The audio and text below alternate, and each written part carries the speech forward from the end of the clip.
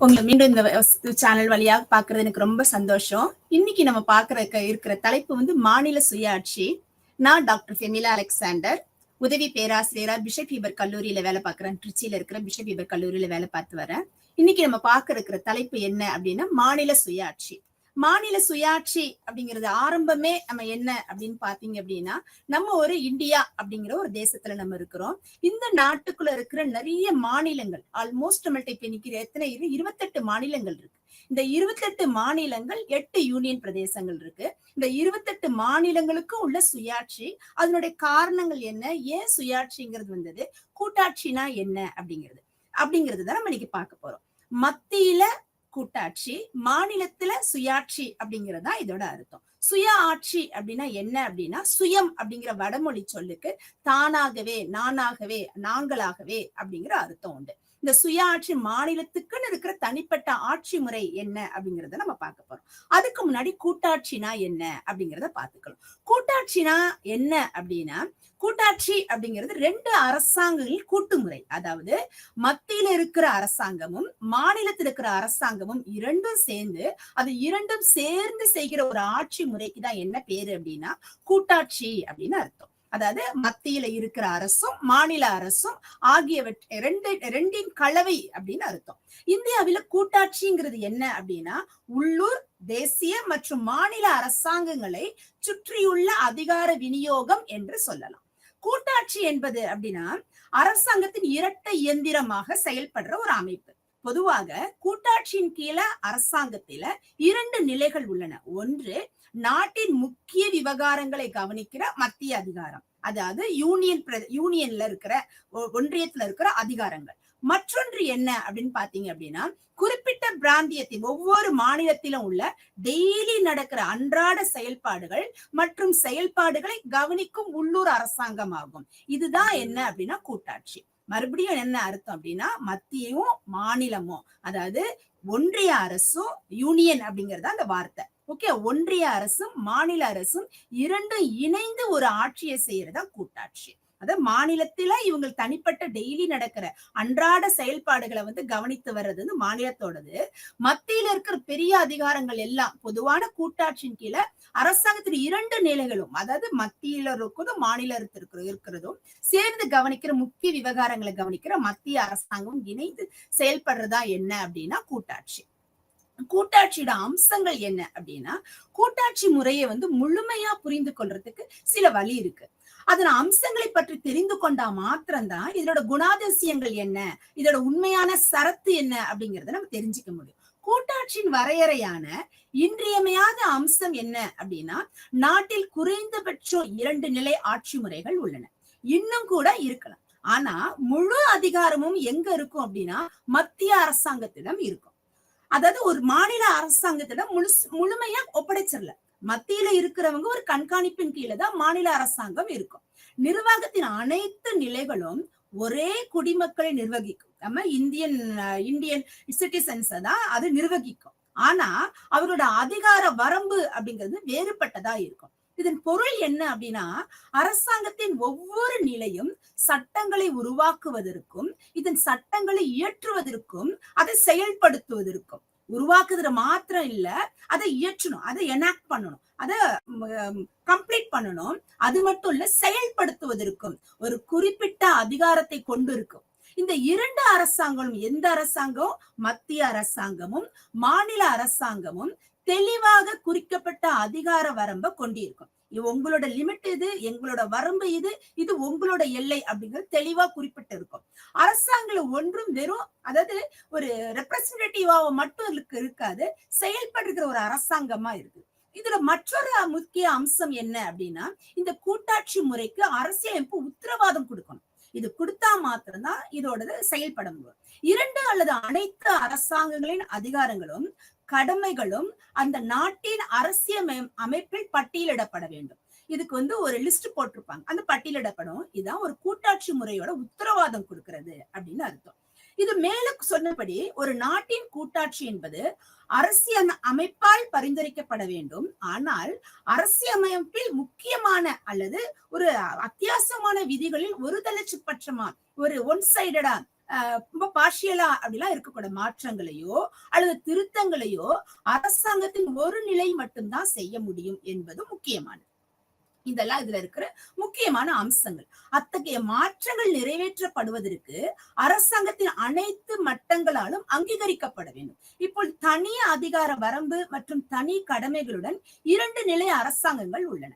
இருப்பினும் இருவருக்கும் இடையே மோதல் ஏற்பட வாய்ப்பு இருக்கும். நான் கொடுத்தேன், நீங்க செய்யல, உங்களோட நீங்க மிஸ்யூஸ் பண்ணிட்டீங்க, தவறா பயன்படுத்திட்டீங்க அப்படிலாம் இருக்கலாம். ஆனா ஒரு கூட்டாட்சி மாநிலத்துல இந்த மோதலை தீர்ப்பதுக்கு தான் என்ன இருக்கு அப்படின்னா நீதிமன்றங்கள், அது நீதித்துறையின் கீழே தான் அது வரும். இத்தகைய சூழ்நிலையில இது தலையிட்டு தீர்வு காண நீதிமன்றங்களுக்கும் சில அதிகாரங்கள் இருக்குது. அரசாங்கத்தின் 2 நிலைகளுக்கு இடையே அதிகார பகிர்வு இருக்கும்போது, அந்த ஷேரிங் இருக்கும்போது வருவாய் பகிர்வுக்கும் ஒரு அமைப்பு இருக்க வேண்டும், இருக்கணும் தானே. அரசாங்கத்தின் 2 நிலைகளும் தங்களுடைய சொந்த சுயாட்சி வருவாய் வழியாக அவங்களுக்குன்னு சில வருவாய் இருக்கணும். அதன் மூலமா அந்த மாநிலத்தையோ இல்ல மத்தியில இருக்கிற மற்ற மாநிலங்களையோ கவனிக்க வேண்டும். ஏனென்றால் இத்தகைய ஒரு அரசாங்கம் தான் அதன் செயல்பாடுகளை செய்வதற்கு நிதிக்காக மற்றொன்றை சார்ந்திருக்க முடியாது.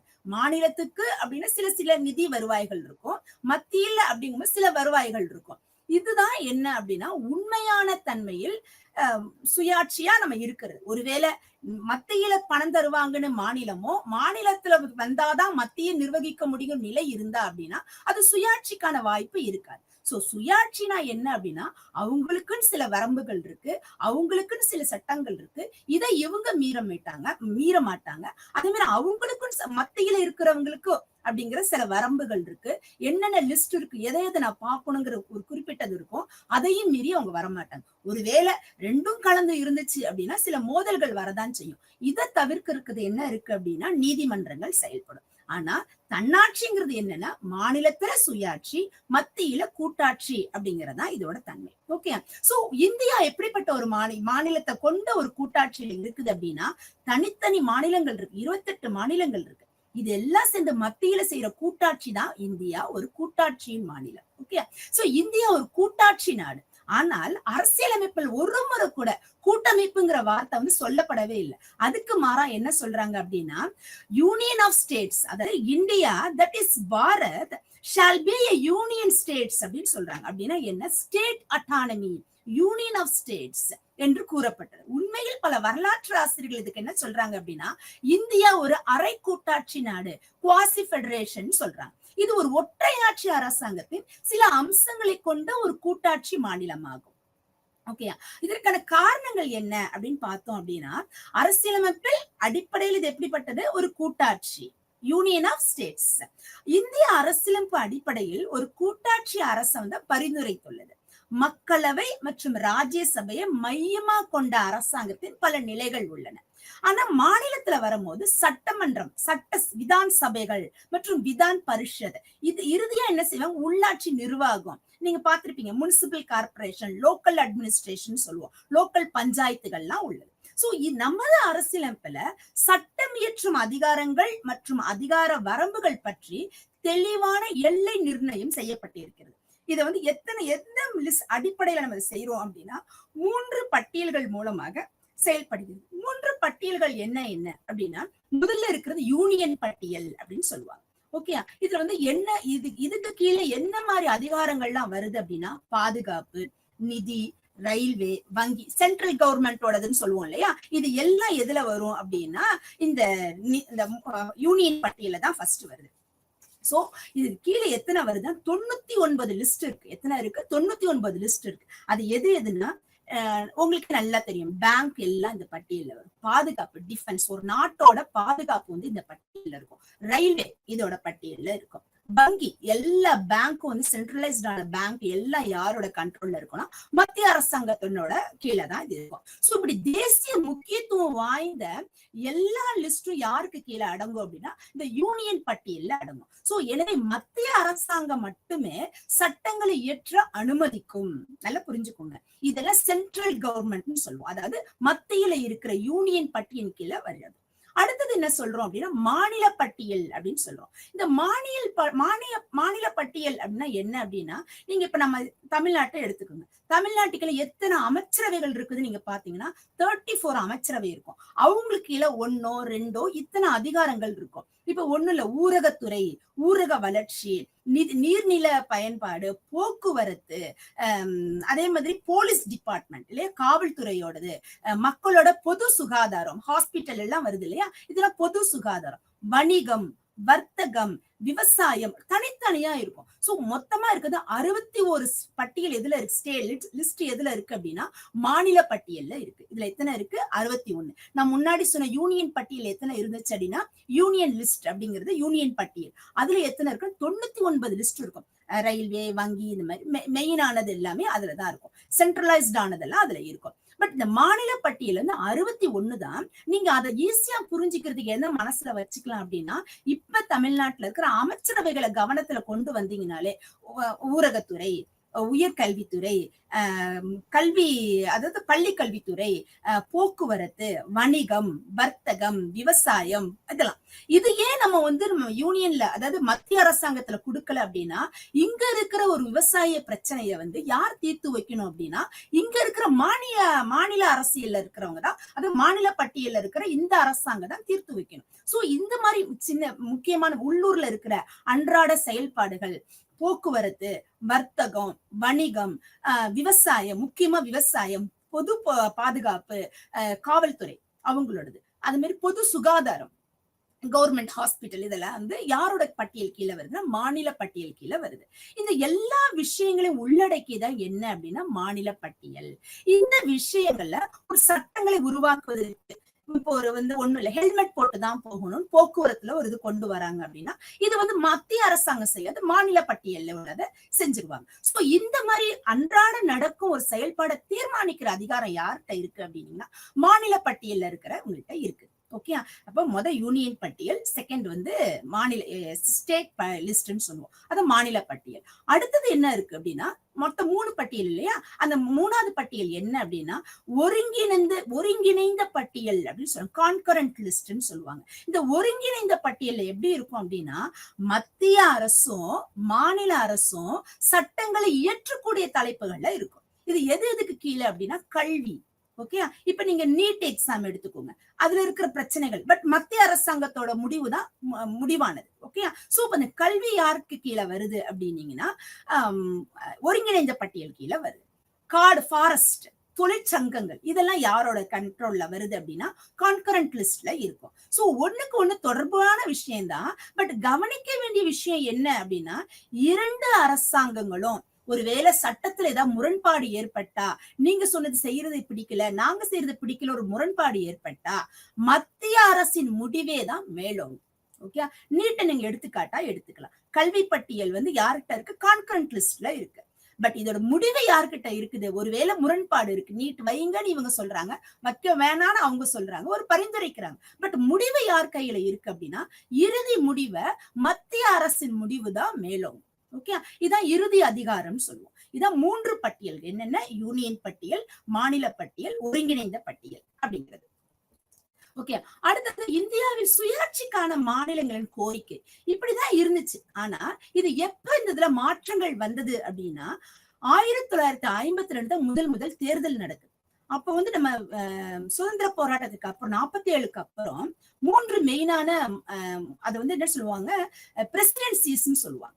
பம்பாய், சென்னை, கல்கட்டா, இப்படி 9 மாகாணங்கள். பாகிஸ்தான் நம்மள்ட்ட பிரிஞ்சு போனதுக்கு அப்புறம் 9 மாகாணங்கள், கொஞ்சமா 21 ஸ்டேட் தான் அப்ப இருந்தது. ஆனா என்ன ஆச்சு அப்படின்னு சுதந்திரத்துக்கு பிறகு 2 சதாப்தங்களுக்கு மேலாக நீடித்த ஆட்சிக்கு பிறகு காங்கிரஸோட அமைப்பு வந்து சிதைவடைந்தது. இதோட விளைவு என்ன ஆச்சு அப்படின்னா காங்கிரஸ் கட்சியை எதிர்க்கிறதுக்காக ஒரு எதிர்ப்பு அலை வந்தது.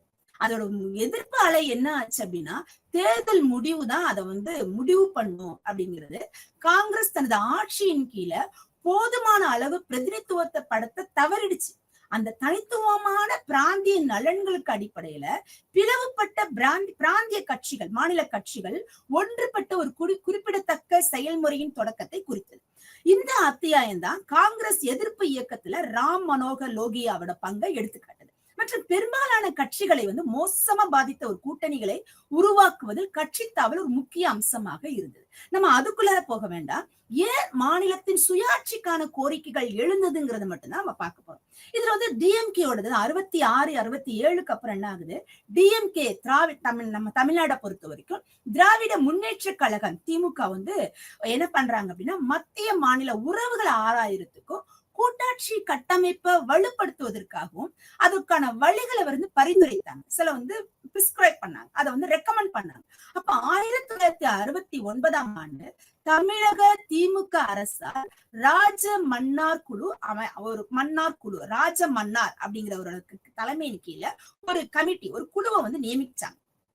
இதுல யார் இருந்தா அப்படின்னா, சென்னை உயர் நீதிமன்றத்தின் ஓய்வு பெற்ற தலைமை நீதிபதியாக இருந்த நீதிபதி டி வி ராஜமன்னார் குழுவின் தலைவராக இருந்தார். அவருக்கு கீழே ஒரு கமிட்டி வச்சு அதுல எத்தனை உறுப்பினர்கள் இருந்தாங்க அப்படின்னா 12 உறுப்பினர்கள் இருந்தாங்க. அவங்க யார் யாரா சட்ட வல்லுநர்கள், கல்வியாளர்கள், அரசியல்வாதி, இவங்க எல்லாம் உள்ளடக்கின ஒரு குழு தான் இந்த ராஜமன்னார் குழு. இவங்க என்ன ரெக்கமெண்ட் பண்றாங்க அப்படின்னா, அப்ப இந்த 1969ல ஏற்படுத்தப்பட்டது. ஆனா 1971ல தான் தனது அறிக்கையை வந்து சமர்ப்பித்தது. அதில் இந்தியாவில மத்திய மாநில உறவுகளை மேம்படுத்துவதற்கான பல பரிந்துரைகளை வந்து இது பரிந்துரைச்சிச்சு. என்னென்ன பரிந்துரைகள் அப்படின்னா, மத்திய மற்றும் மாநிலங்களுக்கு இடையே உள்ள அதிகாரங்கள் தெளிவான வரையறை, ஒட்டுமொத்த நாட்டின் திறமையான செயல்பாட்டிற்கு தேவையான அதிகாரங்களை மட்டுமே மையமா கொண்டிருந்துச்சு. மத்திய அரசுக்கும் மாநிலங்களுக்கும் இடையே நிலவும் பிரச்சனைகளை தீர்க்க நிரந்தரமான ஒரு அமைப்பு இருக்கணும் அப்படிங்கிறத பரிந்துரைச்சது. பொது நலன் சார்ந்த விஷயங்கள்ல, பொது சுகாதாரம் சார்ந்த விஷயங்கள்ல மத்திய மற்றும் மாநிலங்களுக்கு இடையே ஆலோசனை மற்றும் ஒத்துழைப்புக்கான அமைப்பை அமைக்கணும் அப்படிங்கறத இது ஒரு பரிந்துரை பண்ணுச்சு. இந்த அறிக்கை பரவலா விவாதிக்கப்பட்டது, விவாதம் தொடர்ந்துச்சு. இத வந்து அதோட நிறைவு என்ன, குறைகள் என்ன அப்படிங்கிறது விவாதிக்கப்பட்டது. ஆனா பெரும்பாலான பரிந்துரைகள் அந்த நேரத்துல செயல்படுத்தல. இது இந்த குழுவா இந்த ராஜமன்னார் கமிட்டி முன்வைக்கப்பட்ட சில யோசனைகளை அரசியலமைப்பின் 73வது மற்றும் 74வது திருத்தங்கள் இணைக்கப்பட்டது. இது மாநிலங்களுக்கு அதிக அதிகாரங்களை வழங்குவதற்கும் உள்ளாட்சி சுய அரசு அமைப்புகளை நிறுவுவதற்கும் வழிவகுத்துச்சு. ராஜமன்னார் கமிட்டி அறிக்கை இந்தியாவில் மத்திய மாநில உறவுகளின் வரலாற்றில் ஒரு முக்கிய ஆவணமாக உள்ளது. மேலும் இது குறித்த விவாதங்களில் அடிக்கடி மேற்கோள் காட்டப்பட்டுச்சு. இப்படி இருந்தது, அப்படி இருந்ததுன்னு சொல்லி. சோ இத பரிந்துரைத்ததுக்கு அப்புறம் சில முக்கியத்துவங்கள் கொடுக்கப்பட்டது. இந்த மாநிலங்கள அதிகாரங்களை மேம்படுத்துவதையும் முடிவெடுக்கும் வகையிலும் அவற்றை மேலும் தன்னாட்சி பெறுவதையும் நோக்கமாக கொண்டிருந்தன. இந்த கூட்டாட்சியின் தன்மை மற்றும் மத்திய மற்றும் மாநிலங்களுக்கு இடையேயான அதிகார சமநிலை பற்றி விவாதத்திற்கு வழிவகுத்தது. இந்த அதிகாரம் எங்க கீழே இருக்கணும், அந்த அதிகாரம் உங்களுக்கு கீழே இருக்கணும் அப்படிங்கிற மாதிரி. குழுவின் பரிந்துரைகள் இந்திய அரசியலமைப்பின் 42வது திருத்தத்தின் அடிப்படையில் உருவாகியது. இது மாநிலங்களுக்கு அதிக அதிகாரங்களை வழங்குவத நோக்கமா இருந்துச்சு. இந்த ராஜமன்னார் குழுவோட முக்கியமான ஒரு குறிக்கோளா எது இருந்துச்சு அப்படின்னா, மாநிலங்களுக்கு அதிகமான அதிகாரங்கள் இருக்கணும். ஏன்னா நாங்க சுயாட்சி பண்ணும் போது எங்களோட ஸ்டேட்டை, எங்களோட நாடை வந்து நாங்க தான் பார்க்கணும் அப்படிங்கிற மாதிரி இருந்துச்சு. இந்த மாநிலத்தை நிதி ஏற்பாடுகளை ஆராய ஒரு தனி நிதி ஆணையத்தை உருவாக்க பரிந்துரைத்தது. மாநிலங்களுக்கு இடையேயான கவுன்சில்களை அமைக்க குழு பரிந்துரைத்தது. ஆளுநரின் பங்கை வந்து மறுபரிசீலனை செய்யணும் அப்படிங்கறத வந்து இவங்க ஒரு ரெக்கமெண்டாவே பண்ணாங்க. இருந்தாலும் கூட மத்திய மற்றும் மாநிலங்களுக்கு இடையே பாலமாக தான் ஆளுநர் செயல்பட வேண்டும் என்றும் பரிந்துரைத்தாங்க. மாநில பட்டியலில் மாற்றம் செய்வதற்கு முன் மாநிலங்களை மத்திய அரசு கலந்தாலோசிக்க ஒரு கன்சல்ட் பண்ணிக்கணும், கலந்தாலோசிக்க வேண்டும் என்று குழு வந்து பரிந்துரைத்தது. என்ன செஞ்சாங்க, ஒருவேளை மாநில பட்டியல் இதை நீங்க இணைக்கலாம் அப்படின்னு இருக்க, இல்ல ஒருவேளை அந்த அதிகாரத்தை எடுக்கலாம்னு நினைச்சீங்க அப்படின்னா நீங்க என்ன செய்யணும், மாநில அரசாங்கத்தோட ஒரு ஒரு கன்சல்ட் பண்ணிக்கணும், அவங்கள வந்து ஆலோசனை பண்ணிக்கணும் அப்படின்னு சொன்னாங்க. சட்டம் ஒழுங்கு மற்றும் போலீஸ் விஷயங்கள்ல மாநிலங்களோட அதிகாரம், அந்த அதிகார கட்டுப்பாடை வந்து மாநிலத்துலதான் இருக்கணும் அப்படிங்கிற பரிந்துரையும் இவங்க செஞ்சாங்க. இந்த கமிட்டி, இந்த குழுவோட பரிந்துரைகள் இந்தியாவின் கூட்டாட்சி அமைப்பு பற்றிய பல விவாதங்கள் மற்றும் விவாதங்களில் இந்த மேல சொன்ன முக்கியத்துவங்கள் எல்லாம் அதுல இருந்துச்சு. இது மாநில மத்திய உறவுகளின் தற்போதைய பரிணாம வளர்ச்சியின் தாக்கத்தை ஏற்படுத்தியதா அதோட முக்கியத்துவம் இருந்தது. ராஜமன்னார் குழுவின் பரிந்துரைகளை எவ்வளவு ஏத்துக்கிட்டாங்க அப்படின்னா, இது எது எது முக்கியத்துவம் கொடுத்தாங்க அப்படின்னா, மாநிலங்களுக்கு அதிக மற்றும் பரந்த நிதி சுயாட்சி இருக்கணும், பினான்சியல் இது நல்லா இருக்கணும், அதுல எங்களுக்குன்னு சில வருமானங்கள் இருக்கணும். அப்பதான் என்ன பண்ணாங்க அப்படின்னா, இங்க இருக்கிற லேண்ட் டாக்ஸ், இங்க இருக்கிற இப்போ ஒரு சுங்கவரி இவங்க எடுத்துக்கணும், அது அவங்கள்ட்ட இருக்கு, மத்தியத்துல இருக்கு, மத்திய அரசாங்கத்துல இருக்கு. சோ நிதியா சுயாட்சி இருக்கணும், இங்க இருக்கிற வருமானங்கள் போக்குவரத்துல இருக்கிறது ஏதோ ஒரு வருமானங்கள் எங்கள்கிட்ட இருக்கணும் அப்படிங்கறத, இந்த நிதி சுயாட்சி இருக்கணும் அப்படிங்கறத இவங்க பரிந்துரை செஞ்சாங்க. மாநிலங்கள் உள்கட்டமைப்பு பணிகளில் மேம்படுத்துவது தொடர்பான மாநிலங்களுக்கு மத்திய அரசு கூடுதல் உதவிகளை வழங்க வேண்டும் அப்படின்னு சொன்னாங்க. கல்வி மற்றும் சுகாதார மேம்பாட்டிற்காக மாநிலங்களுக்கு மத்திய அரசு கூடுதல் ஆதாரங்களை வழங்க வேண்டும் அப்படிங்கிறது யார் சொன்னாங்க அப்படின்னா, இந்த குழு பரிந்துரை பண்ணது. சுகாதார மேம்பாடு, ஒரு ஹெல்த் இஷ்யூ வருது, ஒரு திடீர்னு ஒரு பரவர வியாதி வந்துருச்சு, ஒரு நோய் வந்துருச்சு அப்படின்னா அதுக்கு மாநில அரசுக்கு ஒரு முழு அதிகாரம் இருக்கணும், ஒரு கூடுதல் ஆதாரங்களை வழங்க வேணும் அப்படின்னு சொன்னாங்க. இயற்கை வளங்களை நிர்வகிப்பதில் மாநிலங்களுக்கு அதிக சுயாட்சி இருக்கணும் அப்படின்னு சொன்னாங்க. இது யார் கொடுக்கணும்னு எதிர்பார்த்தாங்க அப்படின்னா, மத்திய அரசு வழங்க வேண்டும் அப்படின்னு சொன்னாங்க. ஏன்னா அது உங்களுக்கே நான் இந்த யூனியன் லிஸ்ட்ல சொல்லும் போதே சொன்னேன், கான்கரண்ட் லிஸ்ட்ல காடுகள் இவங்களோட கரத்துலதான் இருக்குது இல்லையா, அதோட ஆட்சி, அதோட ஃபுல் கண்ட்ரோல் யார்கிட்ட இருந்துச்சு அப்படின்னா மத்திய அரசாங்கம். சோ இந்த இயற்கை வளங்களை நிர்வகிப்பதில் எங்களுக்கு கொஞ்சம் நீங்க சுயாட்சி கொடுக்கணும் அப்படின்னு மத்திய அரசாங்கம் தரணும் அப்படின்னு எதிர்பார்த்தாங்க. மாநிலங்களின் ஒப்புதல் இல்லாமல் மத்திய அரசு எந்த வரியையும் விதிக்க கூடாது. நீங்க ஒரு வரி போட போறீங்க அப்படின்னா எங்கள்கிட்ட கொஞ்சம் கன்சல்ட் பண்ணிக்கோங்க, எங்க கிட்ட கொஞ்சம் ஆலோசனை பெற்றுக்குங்க, நாங்களும் அந்த ஆலோசனையில கலந்துக்கிறோம் அப்படிங்கறத மாநில அரசாங்கம் இந்த ராஜமன்னார் குழுவோட பரிந்துரையா இருந்துச்சு. விவசாயத்தின் வளர்ச்சிக்கு மாநிலங்களுக்கு மத்திய அரசு கூடுதல் ஆதரவை வழங்க வேண்டும், ஒரு கடன் கொடுக்கணும் அப்படின்றத, அதுக்கு நீங்க கொஞ்சம் நிதி எங்களோட பகிர்ந்துக்கணும் அப்படிங்கிற மாதிரி எல்லாம் சொன்னாங்க. தொழில் வளர்ச்சிக்கு மாநிலங்களுக்கு மத்திய அரசு அதிக உதவிகளை வழங்க வேண்டும் அப்படிங்கிறதையும் இந்த குழு ராஜமன்னார் குழு பரிந்துரைக்குது. கிராமப்புற வளர்ச்சிக்கு மாநிலங்களுக்கு மத்திய அரசு கூடுதல் ஆதரவை வழங்க வேண்டும் அப்படிங்கிறதையும் இந்த ராஜமன்னார் குழு பரிந்துரைத்தது. இது தமிழ்நாட்டுல மாத்திரம் இது மாதிரி கொடுக்கல, பக்கத்துல இருக்கிற எல்லா ஸ்டேட்டும், பக்கத்துல இருக்கிற பஞ்சாப்ல ஒரு இது கொடுத்தாங்க. அதுக்கு என்ன பேரு அப்படின்னா, அகாலிதளம் ஆனந்தபூர் சாஹிப் தீர்மானம் சிரோமணி அப்படின்னு பேரு. இந்த அகாலிதளம் என்ன அழைக்கப்படுறது என்ன அப்படின்னா, பஞ்சாப்ல உள்ள சீக்கியர்கள் மத்தியில் வலுவான அடித்தளத்தை கொண்ட ஒரு பிராந்திய கட்சியாகும். ஒரு பிராந்திய கட்சி, மாநில கட்சி. எப்படி டிஎம்கே தமிழ்நாட்டுல இருக்குதோ, அவங்க எப்படி ரெக்கமெண்ட் பண்ணாங்களோ ராஜமன்னார் குழு மூலமா, அந்த கமிட்டி மூலமா ரெக்கமெண்ட் பண்ணாங்களோ, அதே மாரி அகாலிதளம் அப்படிங்கிற பஞ்சாப்ல உள்ள சீக்கியர்கள் மத்தியில வலுவான ஒரு அடித்தளத்தை கொண்ட ஒரு ஸ்டேட் பார்ட்டி, அதாவது பிராந்திய கட்சி. இந்த மாநில கட்சி சிலதை கொடுத்துச்சு. சீக்கிய அரசியல் மற்றும் மத தலைவரான மாஸ்டர் தாராசிங் சிரோமணி குருத்வாரா அப்படிங்கிற பிரபந்த குழுவை அமைப்பதில் முக்கிய பங்காற்றினார். தாராசிங்கின் தலைமையின் கீழ் அகாலிதளம் 1960 முற்பகுதி வரை சீக்கியர்களுக்கு இறையாண்மை கோரியது, அவங்களுக்குன்னு சில உரிமைகள் வேணும் அப்படிங்கிறத இது பரிந்துரைத்தது. பஞ்சாப்ல எப்படி இருந்துச்சு அப்படின்னா, மேற்கு வங்காளத்திலையும் இதே மாதிரி ஒரு இது இருந்துச்சு.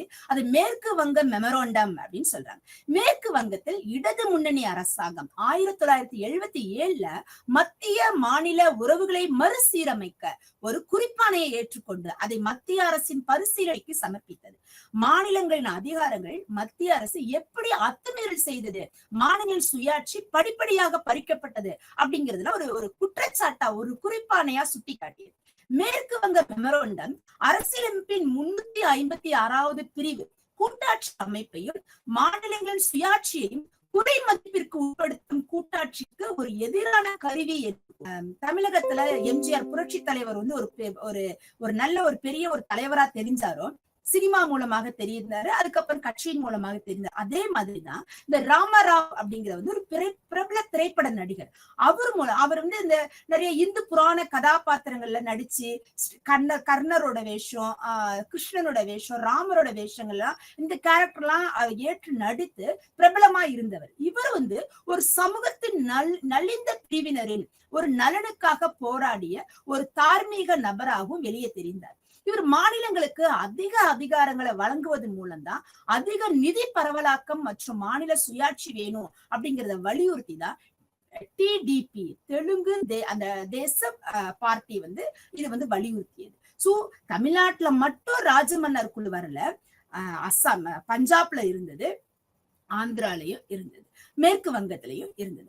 அடுத்தது ஸ்ரீநகர் மாநாடு அப்படிங்கிறது தேசிய மாநாடு அப்படிங்கிறது மூலமா அக்டோபர் 1983ல 17 அரசியல் கட்சிகளை சேர்ந்த சுமார் 50 தலைவர்களை வந்து ஸ்ரீநகர் மாநாட்டுல சந்திச்சுக்கிட்டாங்க. அப்ப அவங்க என்ன முடிவு எடுத்தாங்க அப்படின்னா, அப்பொழுது ஜம்மு மற்றும் காஷ்மீர் மாநிலத்தின் முதல் மந்திரி ஃபருக் அப்துல்லா, இவர் வந்து 2 யூனியன் பிரதேசங்களாக மாற்றப்படி இப்ப வந்து இடையில வந்து அது 2019 வந்து மாறிடுச்சு. அடுத்த இதுல நம்ம படிப்போம். ஸ்ரீநகர் மாநாட்டுல திமுக, தெலுங்கு தேசம், அகாலிதளம், இந்திய குடியரசு கட்சி, அஸ்ஸாம் ஜாதிபதி தளம் மற்றும் தேசிய மாநாடு மற்றும் இடதுசாரி கட்சிகள் இவங்க எல்லாம் ஒன்றிணைந்து கூட்டாட்சி மற்றும் மாநிலங்களுக்குன்னு சில சுயாட்சி இருக்கணும், எங்களுக்கு அதிகமான சுயாட்சி தன்மைகள் இருக்கணும், எங்களுக்கு சுயாட்சி உரிமை இருக்கணும் அப்படிங்கிற காரணத்துக்காக இந்த எல்லா கட்சிகளும் ஒன்றுபட்டு கேட்டுச்சு. ஓகே, இப்படிதான் வந்து இந்த கூட்டாட்சி அப்படிங்கறது முடிவு பண்ணாங்க. அதாவது மாநிலத்துல சுயாட்சி, மத்தியில கூட்டாட்சி. டிஎம்கே பார்ட்டிக்கு வந்து இது ஒரு ஸ்லோகனாவே இருந்தது. அடுத்தது என்ன ஆச்சு அப்படின்னா, நாகா தேசிய கவுன்சில் என்சிசி என்என்சி அப்படின்னு சொல்லுவாங்க மற்றும் மிசோ தேசிய முன்னணி எம்என்எஃப் 1950கள் மற்றும் 1960கள்ல முற்பட்ட பகுதியில் நாகாக்கள் மற்றும் மிசோக்கள் தங்கள் பிராந்திய கட்சிகளுக்கு சுயாட்சி கோரினர். அவங்களுக்கு கூட சுயாட்சி வேணும், எங்களோட மாநிலத்துக்கு சுயாட்சி வேணும் அப்படின்னு கேட்டாங்க. நாகா நேஷனல் கவுன்சில் என்ன பண்ணுது, நாகா மலைகளுக்கு வரம்பற்ற சுயாட்சி கடுமையா பாதிக்கப்படுது. ஏன்னா மலைகள் வந்து மத்திய அரசாங்கத்தோட, அந்த காடுகள் இதெல்லாம் வந்து யாரோட கண்ட்ரோல்ல இருக்கு அப்படின்னா மத்திய அரசாங்கத்தின் கண்ட்ரோல். எங்களுக்கு எங்க மாநிலத்துக்கு சில உரிமை தாங்க அப்படின்னு சொல்லிட்டு இது உங்களுக்கு கேட்டாங்க. அவங்க வந்து தனக்கு சுயாட்சி வேணும்னு கேட்டாங்க. யாரோட லால்டெங்கா அப்படிங்கிற தலைமையில மிசோரம் ஒரு சுதந்திர மாநிலத்தை உருவாக்க கேட்டுச்சு. எனக்கு வந்து எங்களுக்கு சுதந்திரமான ஒரு மாநிலத்தையே கொடுத்துருங்க அப்படின்னு சொல்லி. சோ இந்த நோக்கத்துக்காக தான் எம்என்எஃப் இளைஞர்களை வேலைக்கு அமர்த்தியது மற்றும் அவர்களுக்கு ராணுவ நடவடிக்கைகளையும் பயிற்சி அளித்தது நார்த் ஈஸ்ட் இந்தியா. சோ இந்த மாதிரி எல்லா சுத்தி இருக்கிற இந்தியால இருக்கிற மாநிலங்கள் எங்களுக்கு சுயாட்சி கொடுங்க, எங்களுக்கு சுயாட்சி கொடுங்கன்னு சொல்லி ஒரு பரிந்துரைகளையும் இப்படி கொடுங்க, எங்களுக்கு இதுல எல்லாம் அதிகாரம் கொடுங்க, எங்களுக்கு கல்வியில அதிகாரம் தாங்க, எங்களுடைய காடுகளை நாங்கள் பயன்படுத்த அதிகாரம் தாங்க அப்படின்னு சொல்லிட்டு மத்திய அரசாங்கத்துக்கு கேட்டாங்க. சோ அதுக்கப்புறம் இவங்கெல்லாம் கேட்டதின் பேர்லதான் இந்த சுயாட்சி அப்படிங்கிறது வந்து வழங்கப்பட்டது. அடுத்த சாப்டர் நம்ம யூனிட் என்ன பாக்குறோம் அப்படின்னா 6th யூனிட்ல என்ன பாக்குறோம், துணை பிராந்திய சுயாட்சி. இப்ப மாநில சுயாட்சி பார்த்தோம், இது என்ன துணை பிராந்திய சுயாட்சின்னா துணை மாநில சுயாட்சி. இப்ப நம்ம பார்த்தோம் ஜம்மு காஷ்மீர்ல எப்படி பிரிஞ்சது, சத்தீஸ்கர் எப்படி பிரிஞ்சதுலாம் இதுல நம்ம பார்க்க போறோம். துணை பிராந்திய சுயாட்சி அப்படிங்கிற கருத்து எப்ப வந்துச்சு அப்படின்னா, அரசியல் அறிவியலும் மிகவும் முக்கியத்துவமான ஒரு வார்த்தை வந்து என்ன அப்படின்னா துணை மாநில சுயாட்சி அல்லது துணை பிராந்திய சுயாட்சி. துணை பிராந்திய சுயாட்சி இயக்கங்கள் எதன் அடிப்படையாக கொண்டு வந்தாங்க அப்படின்னா, இனம், அடையாள அரசியல், மதம், ஜாதி, பிரதேசம், சமூகம். ஒருவேளை எங்க இனங்கள் எல்லாம் நாங்க ஒன்னா இருக்கிறோம், நாங்க மத்த இனங்களோட சேர முடியாது, எங்களுக்குன்னு அந்த மாநிலத்தை 2ஆ பிரிங்க, ஒரு மாநிலத்தை 2ஆ பிரிக்கும் துணை பிராந்திய சுயாட்சி. உங்களுக்கு எளிதா புரியணுங்கிறதுக்காக இதை நான் சொல்றேன்.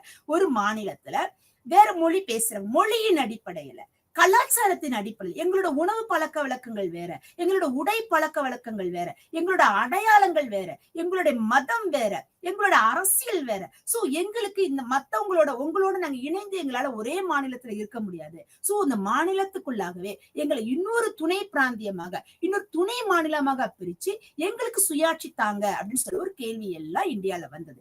சோ இதை எதன் அடிப்படையாக பிரிச்சாங்க அப்படின்னா, இனம், அடையாள அரசியல், மதம், ஜாதி, பிரதேசம், சமூகத்தின் அடிப்படையில தான் இது பிரிச்சாங்க. இதுல இருந்து நிறைய காரணிகள் இருந்தது, நிறைய அனுபவங்கள் இருந்தது. அதெல்லாம் என்ன அப்படின்னா பொருளாதார காரணிகள் மற்றும் வரலாற்று அனுபவங்கள்னு சொல்லுவாங்க. துணை பிராந்திய சுயாட்சியில வந்து நிறைய சிக்கல்கள் இருக்கு, நிறைய சேலஞ்சஸ் இருந்துச்சு, நிறைய சவால்கள் இருந்தது. என்னென்ன அப்படின்னா, துணை பிராந்திய இயக்கங்கள் தொடர்பான சிக்கல்கள் மற்றும் சவால்களை நம்ம அடையாளம் வந்து ஈஸியா காணலாம். இதுதான் இவங்களுக்கு பிரச்சனை. தெலுங்கானா, ஆந்திரா வந்து மதராஸ்ல இருந்து ஆந்திரா பிரிஞ்சு போகும்போது இவங்க இங்க இருந்து நிறைய பேர் படிச்சுட்டாங்க. எஜுகேஷன் வந்து நிறைய ஒரு மாற்றத்தை கொடுத்துருச்சு, நிறைய டிரான்ஸ்ஃபர்மேஷன் கொடுத்துச்சு. சோ தெலுங்கானால இருக்கிற பிற்படுத்தப்பட்ட மக்களால இதை ஏற்றுக்கொள்ள முடியல, அவங்களுக்கு வேலை வாய்ப்பு கிடைக்கல. இவங்களுக்கு கல்வி இருந்ததுனால வேலை வாய்ப்பு கிடைக்குது. சோ இவங்க முன்னேறின சமுதாயமா மாறிட்டாங்க. அவங்க பின்தங்கின சமுதாயமா. அப்ப அவங்களுக்குள்ள என்ன வருதுன்னா, எங்களுக்கு தனியா பிரிச்சு கொடுத்துருங்க. நாங்க எங்க தெலுங்கானா மக்களோட தனியா போயிடுறோம். நாங்க ரொம்ப பிற்படுத்தப்பட்டவங்களா இருக்கிறோம். கல்வியில, வேலை வாய்ப்புல, எங்களுக்கு சமூகத்துல எந்த ஒரு அங்கீகாரமும் கிடைக்கல அப்படின்னு சொல்லி அப்ப 2ஆ பிரிக்கிற சூழ்நிலைகள் ஏற்பட்டது. சோ இந்த காரணங்கள்லாம் சேர்ந்துதான் துணை பிராந்திய சுயாட்சியை கொடுத்து எப்படி நம்மளோட மாநில சுயாட்சி இருந்ததோ அதே மாதிரிதான் துணை பிராந்திய சுயாட்சியும் இனத்தின் அடிப்படையில, மொழியின் அடிப்படையில, அவங்களுக்கு இருக்கிற பிரச்சனைகள் அடிப்படையில கொஞ்சம் மாறி போனாங்க. ஓகே, சோ இதன் மூலமா நம்ம இவங்களை அடையாளம் கண்டுக்க முடியும். இத்தகைய இயக்கங்களில் பெரும்பாலான ஒப்பீட்டு அளவுல மிகவும் பின்தங்கிய பகுதிகள் தோன்றி இருந்தாலும் சில வளர்ந்த பகுதிகளிலும் தோன்றியுள்ள இத்தகைய இயக்கங்களை காணும்.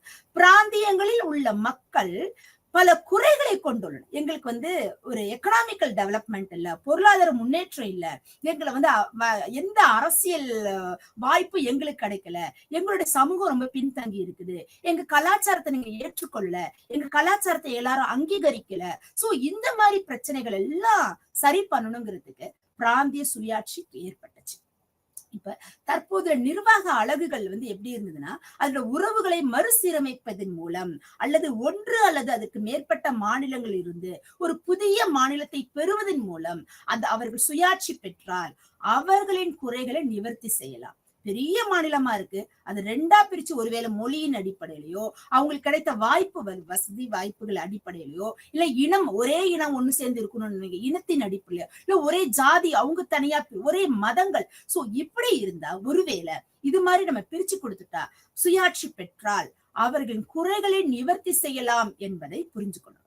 ஓகே, சோ பல சந்தர்ப்பங்கள்ல குறைகள் யதார்த்தத்தின் அடிப்படையில் இல்ல அப்படிங்கிறதும் நம்ம கவனத்துல கொள்ளணும். இது போன்ற சந்தர்ப்பங்களில் அவை உணர்வுகளின் அடிப்படையாக கொண்டவையாக ஒரு ஃபீலிங்ஸ், எல்லாரும் ஒண்ணு சேர்ந்து எங்களுக்குன்னு வேணும் ஒரு உணர்வின் அடிப்படையில இத்தகைய பிரச்சனைகளை அரசியல் மயமாக்குவதுதான் துணை பிராந்திய சுயாட்சிக்கான மக்கள் அணிதிரட்டலில் ஒரு சிறந்த வழியாகும். இத்தகைய குறைகளுக்கான காரணங்கள் துணை பிராந்திய இயக்கங்கள் பற்றிய இலக்கியங்களில் விவாதிக்கப்பட்டன.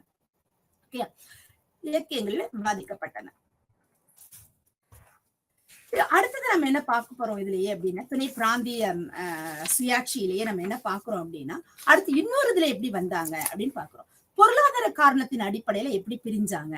துணை பிராந்திய சுயாட்சியத்தை நம்ம காண்ற போது அங்க வசிக்கிற மக்கள் அத்தகைய காரணங்களுக்கான அதிக வரம்பை கொண்ட மக்களா இருப்பாங்க. அரசின் கொள்கைகளால அல்லது மத்திய அரசின் கொள்கைகளால தங்கள் பகுதி பொருளாதார அர்த்தத்துல எங்களுக்கு எந்த பொருளாதாரமும் இல்ல, பட் எங்க கூடவே இருக்கிற அவங்க முன்னேறி போறாங்க, அப்ப அவங்களோட சுரண்டல்கள் அப்படின்னு அர்த்தம் அதுக்கு. ஓகே, சோ இதெல்லாம் ஒரு குறையா சொல்லி சில சந்தர்ப்பங்கள்ல உள்காலனே உள்ளேயே இருக்கிற ஒரு சின்ன ஒரு பிராந்தியமா பிரிஞ்சுப்பாங்க. பாரபட்சத்தை தவிர்ப்பதற்காக அதை பிரிச்சுக்குவாங்க. சோ மக்களுக்கு அப்படி பிரிஞ்சு போகும்போது அவங்களுக்கு சில வேலை வாய்ப்புகள் கிடைக்கலாம், அந்த மாநிலத்துல அவங்களுக்கு சில ஒரு ஏற்றங்கள் உண்டாகலாம், ஒரு பொருளாதாரத்துல முன்னேற்றம் இருக்கலாம், அவங்கள அரசியல் ஏற்றுக்கொள்ளலாம், ஒரு சமூகத்துல அவங்களுக்கு ஒரு அங்கீகாரம் கிடைக்கலாம் அப்படிங்கறத வச்சு நம்ம பிரிச்சுக்கிட்டோம். ஓகே, அடுத்த அரசியல் காரணங்கள் அப்படின்னு பாத்தீங்க அப்படின்னா, துணை பிராந்திய சுயாட்சி இயக்கங்கள் ஆதரவாளர்கள், அமைச்சர்கள், ஒருவேளை நல்ல முன்னேறின சமூகத்துல இருக்கிறவங்க ஒரு அமைச்சரா ஒரு முதலமைச்சரா கொடுத்தீங்க அப்படின்னா, இப்பதான் டெவலப்பிங் லெவல்ல இருக்கிறவங்க, அந்த முன்னேறி கொண்டு இருக்கிறவங்களுக்கு, இல்ல எங்களுக்கு அங்கீகாரம் வேணும்னு கேட்கிற ஒரு இனத்துக்கு அங்கீகாரம் எங்களுக்கு பின்தங்கிதான் இருக்கிறோம், நாங்க ரொம்ப ரொம்ப எங்களை நீங்க எல்லா விதத்திலையும் நாங்க சுரண்டப்படுறோம், எல்லா விதத்திலையும் நாங்க அடக்கப்படுகிறோங்கிற ஒரு இனத்துல ஒரு துணை முதலமைச்சர் பதவியை கொடுத்தோ, இல்ல ஒடுக்கப்பட்ட ஒரு மதத்தை சார்ந்தவங்களோ, இல்லட்னா ஒரு ஜாதியை சார்ந்தவங்களோ அவங்களுக்கு ஒரு அங்கீகாரம் கொடுக்கறது மூலமா சில பிரச்சனைகளை தீர்த்து கொள்ள முடிஞ்சதா இருந்தது. சோ சமூக கலாச்சார இயக்கங்கள் மூலமா அவங்களுக்கும் ஒரு அங்கீகாரம் கொடுத்து அவங்களுக்கும் சில வாய்ப்புகளை கொடுத்ததுனால சோ இதில் நிர்வாக சவால்கள் அப்படின்னு சொல்லுவாங்க. அனைத்து துணை பிராந்தியங்களும் குறிப்பாக பெரிய மாநிலங்கள் பல்வேறு பிராந்தியங்களின் பிரச்சனைகளை ஒரு அதிகாரிடம் இருந்து போதுமான கவனங்கள் அப்படிலாம் கொண்டு வரதான் துணை பிராந்திய சுயாட்சியோட நோக்கமா இருந்துச்சு. துணை பிராந்திய சுயாட்சி மற்றும் புதிய மாநில கோரிக்கைகள்லாம் எழுந்துச்சு. அதுலயே அப்படின்னா 1950ல 1960 வரைக்கும், 50லிருந்து 60 வரைக்கும் மொழியின் அடிப்படையில மாநிலங்கள் உருவாக்கப்பட்டன. 1960கள் மற்றும் 80கள்ல இடையில அஸ்ஸாமிலிருந்து மாநிலங்கள் உருவாக்கப்பட்டன.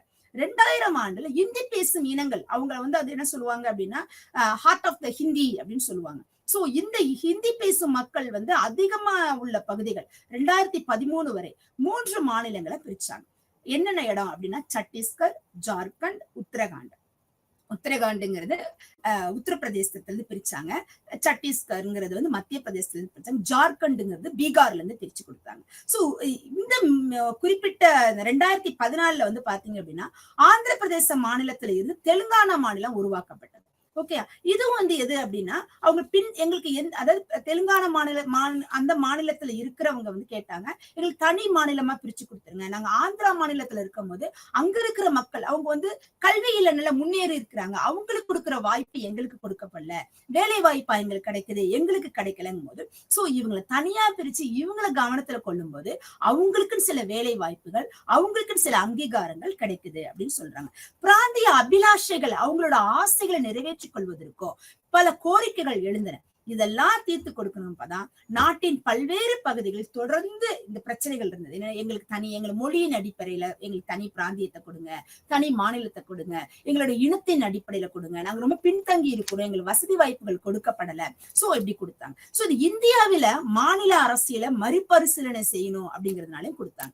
இதுல வந்து இந்தியாவில பெரும்பாலான மாநிலங்கள் வந்து துணை பிராந்திய சுயாட்சிக்கான கோரிக்கைகள் எழுப்பப்பட்டாலும் சில சந்தர்ப்பங்களில் இவை புதிய மாநிலங்களின் உருவாக்கம் அல்லது ஜார்க்கண்ட், சத்தீஸ்கர் போன்ற உத்தரகாண்ட் மாநிலங்கள் பிராந்திய அல்லது பிராந்திய கவுன்சில்கள் போன்ற சாதனங்களை உருவாக்குவதில் உச்சத்தை எட்டியுள்ளன. 2000 அந்த வருஷத்துல எல்லாம் பாத்தீங்கன்னா 3 மாநிலம், ஏற்கனவே சொன்ன 3 மாநிலங்கள் உருவாக்கினாங்க. ஏன்னா ஜார்க்கண்ட், சத்தீஸ்கர், உத்தரகாண்ட் மாநிலங்கள் மறுசீரமைப்பு பற்றிய ஒரு எடுத்துக்காட்டாவே நம்ம சொல்லலாம்.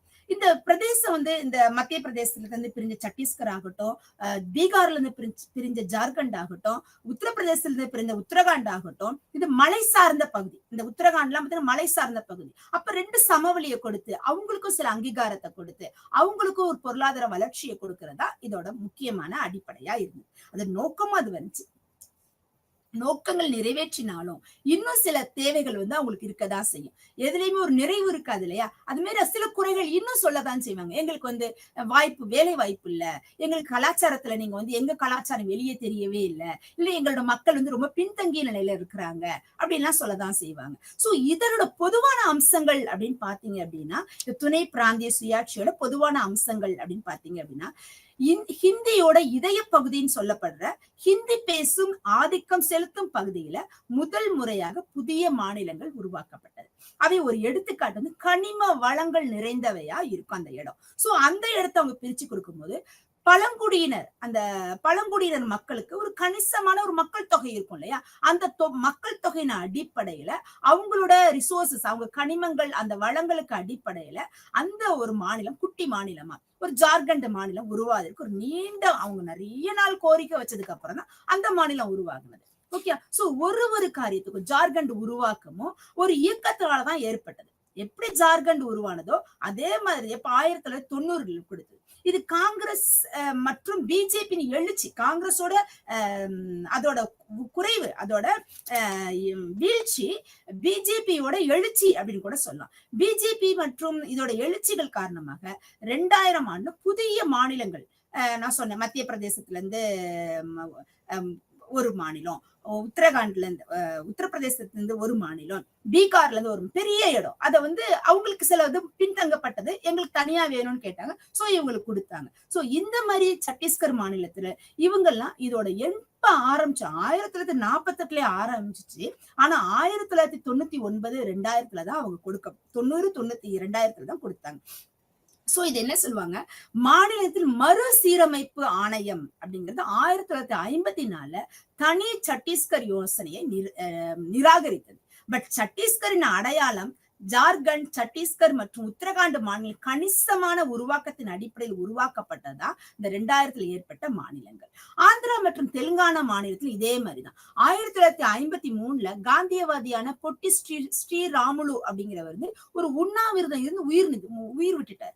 ஓகே, அவரோட போராட்டத்தின் காரணமா தான் ஆந்திர பிரதேச மாநிலம் அமைக்கப்பட்டவங்க. அப்படிங்க என்ன கேட்டாங்க அப்படின்னா, மദ്രാஸ் மாநிலத்திலிருந்து ஆந்திரா பிரிஞ்சு ஆந்திரால இருந்து தெலுங்கானா பிரிஞ்சு வரும். சோ இதுக்கு அந்த மாநில எல்லைகளை மறுசீரமைப்பதன் மூலமாக அதோட சாத்தியக்கூறுகள் என்ன, ரைட்டா தப்பா எல்லாம் பார்த்து இப்படி பிரிச்சா என்ன மாதிரி விளைவுகள் இருக்கும், ஒருவேளை அவங்களோட முன்னேற்றம் பாதிக்கப்படுமா, இல்ல முன்னேற்றம் இன்னும் கிடைக்குமா, இதெல்லாம் பார்த்துட்டு அவங்க பொருளாதார முன்னேற்றம் இருக்கலாம், அரசியல் முன்னேற்றங்கள் இருக்கலாம், சமூகத்துல ஒரு முன்னேற்றம் இருக்கலாம், அவங்களுக்கு சில வேலை வாய்ப்புகளை கொடுப்பாங்க. சோ இதெல்லாம் நியமிச்சுதான் மத்திய அரசை வந்து அவங்க வந்து தொடர்ந்து கேட்டுதான் அந்த பிராந்திய உரிமைகளை பெற்றுக்கொள்றதா துணை பிராந்திய சுயாட்சிகள். இது வந்து ராயசீலா, சீமா, ஆந்திரா மற்றும் தெலுங்கானா 3 பகுதியில் உள்ளடக்கியதா இருந்ததா ஆந்திர பிரதேச மாநிலம். இது நவம்பர் 1, 1956 தான் இது உருவாக்கப்பட்டது. இதை வந்து ஜென்டில்மேன் அக்ரிமெண்ட் அப்படின்னு சொல்லுவாங்க. அது ஜென்டில்மேன் அக்ரிமெண்ட்னா என்ன அப்படின்னா, தெலுங்கானா பகுதி மக்கள் ஆந்திரா உருவாவதை எதிர்த்தனர். தெலுங்கானாக்கு ஆந்திரா தனியா கொடுக்குறீங்க, பட் தெலுங்கு மொழி பேசுற நாங்க, எங்களுக்கு பொருத்தமான அளவுகோல் இல்லை அப்படின்னு சொன்னாங்க. தெலுங்கானா வரலாற்று ரீதியில ஆந்திராவிலிருந்து மாறுபட்டு இருந்ததால அது பின்தங்கிய பகுதியாக இருந்தது. ஆந்திர மாநிலத்தில் தெலுங்கானா பகுதியில் நலன்கள் வந்து என்ன செய்யல அப்படின்னா பாதுகாக்கப்படல, அவங்களுக்கு முன்னுரிமை கொடுக்கப்படல. சோ இந்த பிரச்சனையெல்லாம் அவங்க வாதிட்டுதான் ஆந்திராவில இருந்து தெலுங்கானாவை பிரிச்சுக்கிட்டாங்க. சோ ஆந்திராவை உருவாக்குவதற்கு தெலுங்கானா பகுதியில் எதிர்ப்பிற்கு பதிலளிக்கும் விதமாக தெலுங்கானா மற்றும் ஆந்திரா ஆகிய இரு பகுதிகளில் காங்கிரஸ் தலைவர்களுக்கிடையே 1956 ஒரு ஒப்பந்தம் கையெழுத்தானது. அந்த ஒப்பந்தத்துக்கு என்ன பேரு அப்படின்னா ஜென்டில்மேன் அக்ரிமெண்ட் அப்படின்னு பேரு. இந்த ஒப்பந்தம் ஜென்டில்மேன் ஒப்பந்தம் என்று அறியப்பட்டது. ஜென்டில்மேன் ஒப்பந்தம் வந்து தெலுங்கானா பகுதியில் நலன்களை பாதுகாப்பதான் நோக்கமா கொண்டுச்சு. என்னது, ஆந்திரால இருந்து தெலுங்கானாவை பிரிக்கணுங்க. சோ ஜென்டில்மேன் ஒப்பந்தத்தின் முக்கியமான விதிகளில் பிராந்திய குழுவை உருவாக்குதல், ஸ்டேட்டுக்குள்ள ஒரு குழுவை உருவாக்குவது அடங்கும்.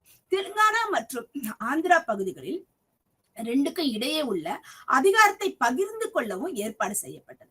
முதல்வர் ஒரு பகுதியில் இருந்து வந்தா, ஆந்திரால இருந்து வர்றாரு அப்படின்னா துணை முதல்வர் வந்து இன்னொரு பகுதியில இருந்து வரணும் அப்படிங்கிற மாதிரி இந்த சின்ன அக்ரிமெண்டா அவங்க போட்டுக்கிட்டாங்க. சோ ஒரு பிராந்திய குழுவானது இப்பகுதியின் குறைகளை ஆராய்ந்து அவற்றின் தீர்வுக்கான சாதனத்தை பரிந்துரைக்கும் என எதிர்பார்க்கப்பட்டது. நாடாளுமன்ற தேர்தலுக்கு முன்னதாக இதுல வந்து யார் யாரெல்லாம் இருந்தாங்கன்னா வழக்கறிஞர்கள், ஆசிரியர்கள், மாணவர்கள், இந்த குழு எல்லாம் அடங்கினதா. இதுக்கு என்ன பேரு அப்படின்னா தெலுங்கானா பிரஜா சமிதி, டிபிஎஸ் அப்படின்னு பேரு. இந்த தனி தெலுங்கானா மாநிலம் உருவாகிறதுக்கு இவங்க ஒரு காரணமா இருந்தாங்க. இதுல வந்து என்ன ஆச்சு அப்படின்னா 10 இடங்கள், அதாவது ஆந்திரால வந்து காங்கிரஸ் டாப்ல இருக்கும் போதே இந்த தெலுங்கானா என்ன பண்ணுச்சு அப்படின்னா சென்னாரெட்டியின் தலைமையில தெலுங்கானா பகுதியில 14 நாடாளுமன்ற இடங்களை 10 இடங்களை வந்து டிபிஎஸ் கைப்பற்றது. சோ ஒரு கட்சியோட முன்னேற்றம், அந்த அதிகாரம் அந்த பிராந்திய அரசியல பெரிய பங்கு வகிச்சுச்சு. சோ இதனாலதான் தேர்தலுக்கு பிறகு என்ன ஆச்சு அப்படின்னா டிபிஎஸ் வந்து எந்த காங்கிரஸ் எதிர்த்து வந்தாங்களோ அந்த காங்கிரஸ் கூட இணைஞ்சிருவாங்க. தெலுங்கானா மாநில பிரச்சனைய பின்னணிக்கு தள்ளிடுச்சு. என்ன பிரச்சனைக்காக முன்னாடி வந்தாங்களோ அதை மறந்துட்டு எந்த கட்சியை எதிர்த்தாங்களோ அந்த கட்சியோட இணைஞ்சிடுறாங்க.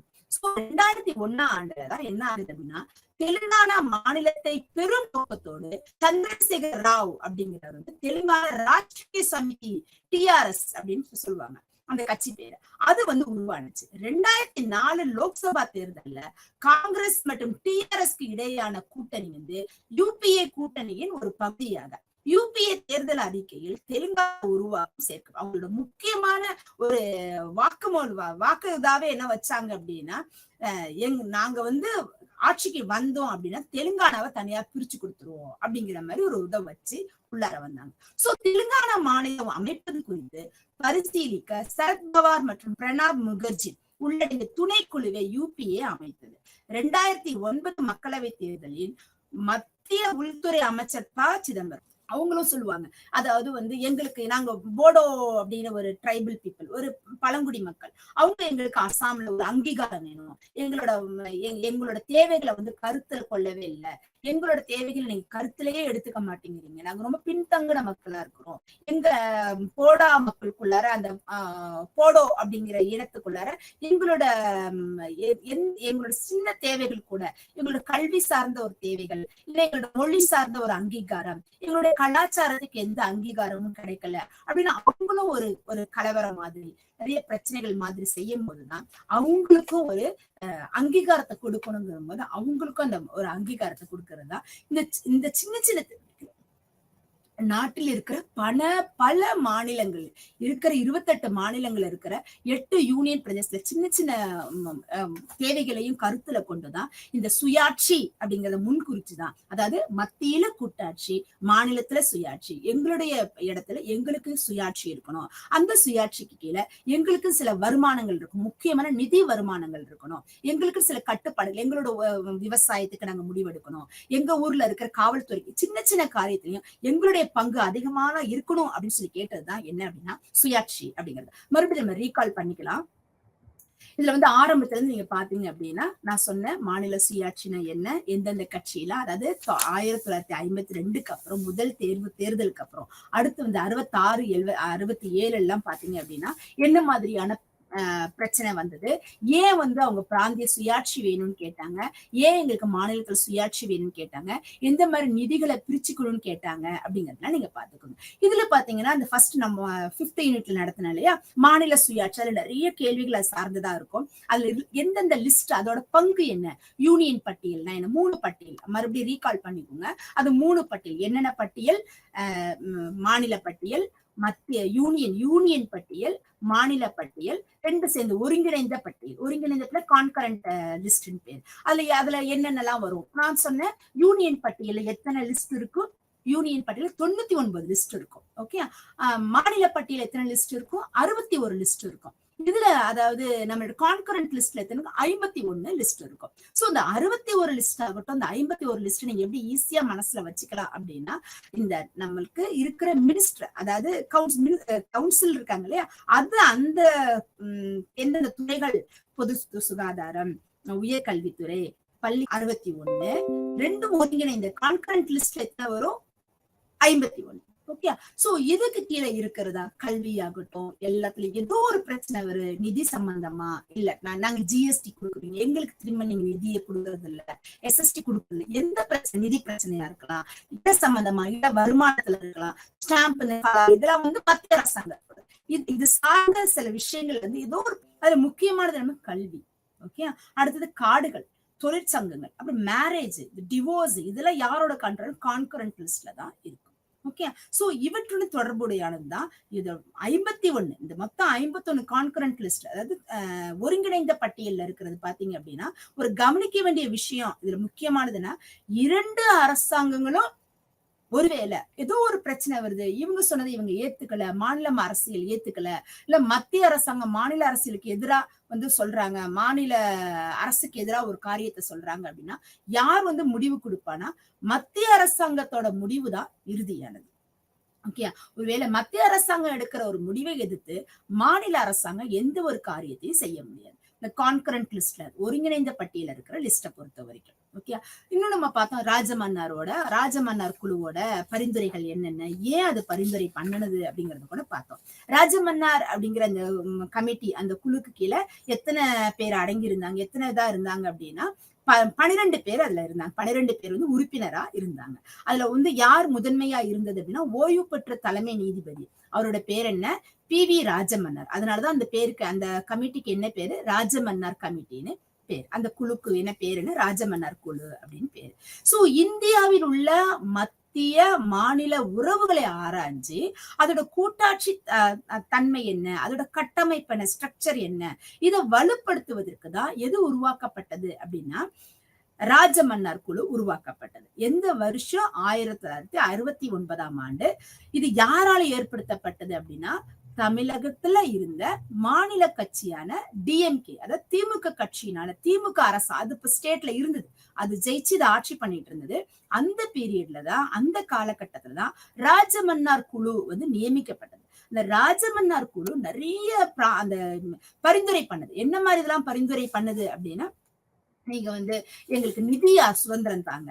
நிதி சுதந்திரத்துல பாத்தீங்க அப்படின்னா எதுக்கு நிதி சுதந்திரம் கேட்டாங்க அப்படிங்கிறது உங்களுக்கு நல்லா தெரியும். சின்ன சின்ன பிரச்சனைகளையும் நாங்க வந்து மத்திய அரசாங்கம் ஏதோ ஒரு நிதி தேவைப்படுது, உடனே மத்திய அரசாங்கத்தை நாங்க என்ன செய்ய முடியாது, கேட்டுட்டு நிக்க முடியாது. அப்ப நீங்க என்ன செய்யணும், எங்களுக்கு கொஞ்சம் நிதி சுதந்திரம் வேணும் அப்படிங்கறதெல்லாம் பரிந்துரை பண்ணாங்க. அதுல முக்கியத்துவமும் பாத்தீங்க அப்படின்னா, அதுல பரிந்துரையின் கீழே தான் மாநில அரசாங்கத்தோட அதிகாரங்களை, அதாவது மாநிலங்களின் அதிகாரங்களை மேம்படுத்துவதற்கு முடிவெடுக்கும் வகையில வந்து எங்களுக்கும் நிறைய பங்கு இருக்கணும் அப்படிங்கிறதையும் நோக்கமா கொண்டிருந்ததுதான் என்ன அப்படின்னா ராஜமன்னார் கமிட்டி.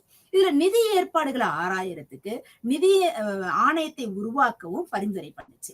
மாநிலங்களுக்கு இடையான கவுன்சில்களை அமைக்க ஒரு குழு இருக்கணும்.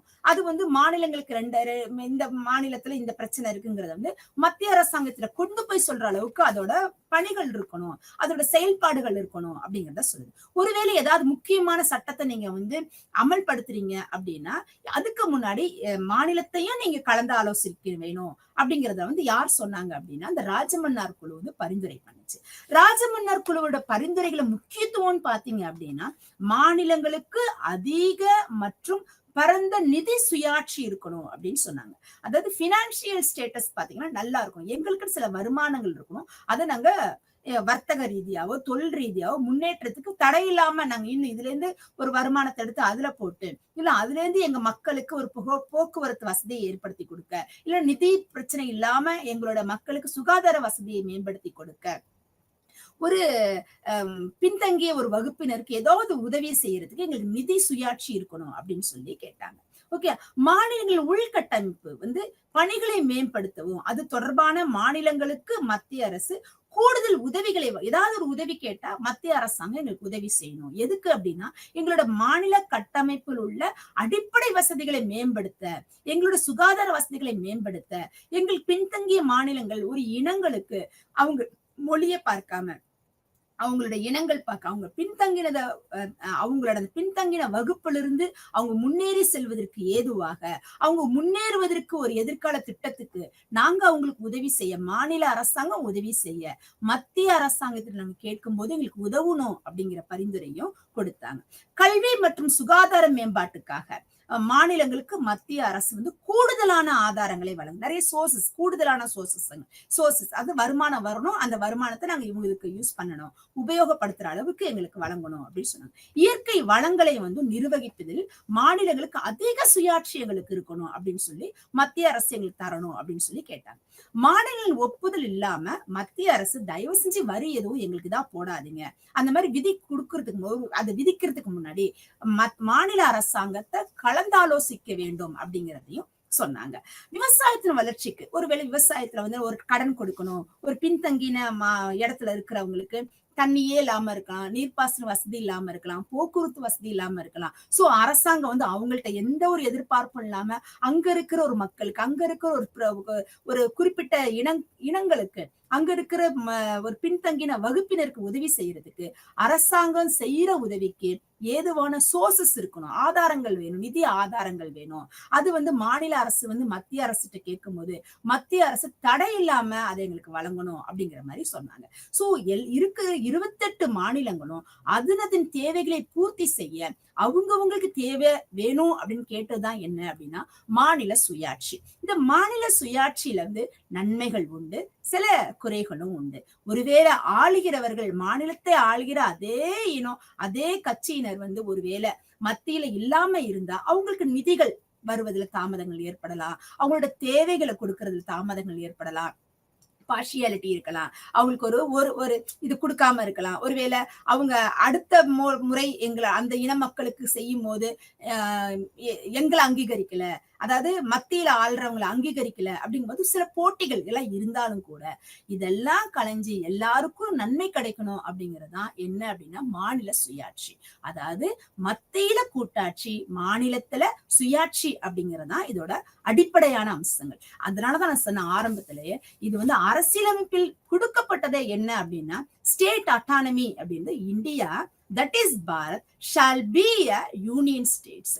எல்லாமே அதாவது மத்தியில இருக்கிறது ஒருங்கிணைந்து இருக்கும், சில அதிகாரங்கள் வந்து பிரித்து கொடுக்கப்படும். அது 3 பட்டியல சொன்னேன். என்னென்ன பட்டியல் சொன்னோம் அப்படின்னா 3 list, union list, state list, third வந்து கான்கரண்ட் லிஸ்ட், ஒருங்கிணைந்த பட்டியல். ஒண்ணு இருக்கும். சோ இதன் அடிப்படையில தான் இந்த பாடங்கள் உங்களுக்கு எடுக்கப்பட்டது. மாநில சுயாட்சின்னு என்ன, துணை பிராந்திய சுயாட்சி. துணை பிராந்திய சுயாட்சின்னு வித்தியாசம் இல்ல, துணை மாநில பெரிய மாநிலத்தை அது இனம் அடிப்படையில அரசியல் அடிப்படையில பிரிச்சு கொடுக்கறதா துணை பிராந்திய சுயாட்சி. இதுதான் யூனிட் 6ல இருந்தது. மீண்டும் நம்ம அடுத்த வகுப்பில் சந்திக்கலாம். நன்றி, வணக்கம்.